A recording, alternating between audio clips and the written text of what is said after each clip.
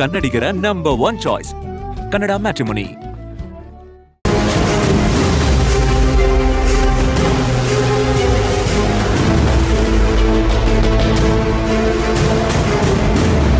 Ma'am, ನಾನೇನು ತಪ್ಪು ಮಾಡಿಲ್ಲ.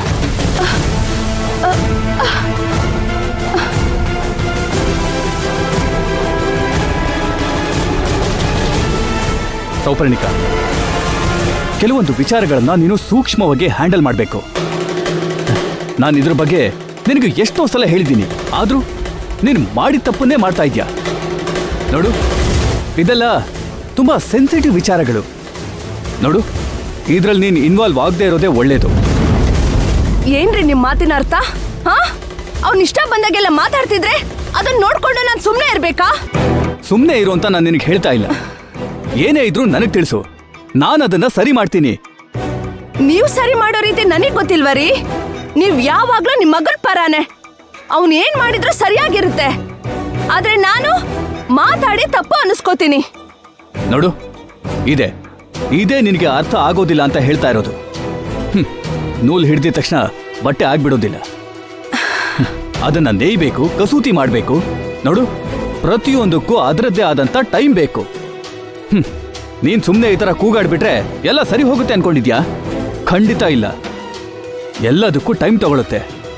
ನೋಡು, ಅಲ್ಲಿವರೆಗೂ ನೀನ್ ಸ್ವಲ್ಪ ತಾಳ್ಮೆಯಿಂದ ಇದ್ರೆ ನಾನು ಅದನ್ನ ಸರಿ ಮಾಡ್ತೀನಿ.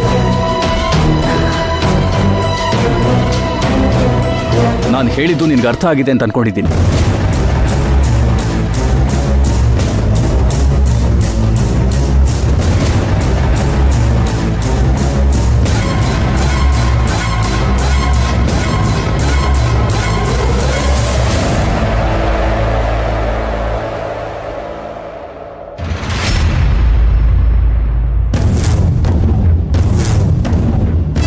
ಆಂಟಿ, ನೀವು ಪ್ರಶ್ನೆ ಮಾಡಬೇಕಾಗಿರೋದು ಪುಷ್ಪಕ್ನೋ ಅಥವಾ ಅಂಕಲ್ನೋ ಅಲ್ಲ, ಹಾಸ್ಟೆಲ್ ವಾರ್ಡನ್ನ. ಇದಕ್ಕೆಲ್ಲ ಅವರೇ ಕಾರಣ.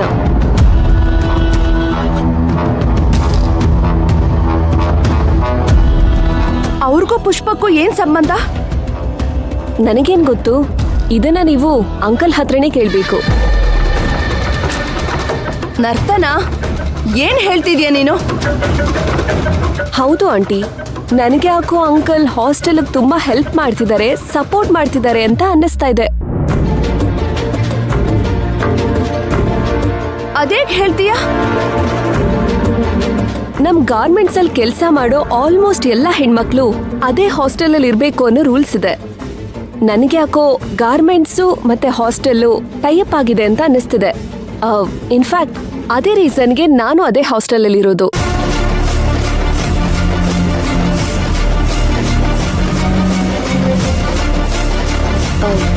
ನೀವು ಬೇಕಾದ್ರೆ ಎಲ್ ಬೇಕಾದ್ರೂ ವಿಚಾರಿಸ್ಕೋಬಹುದು.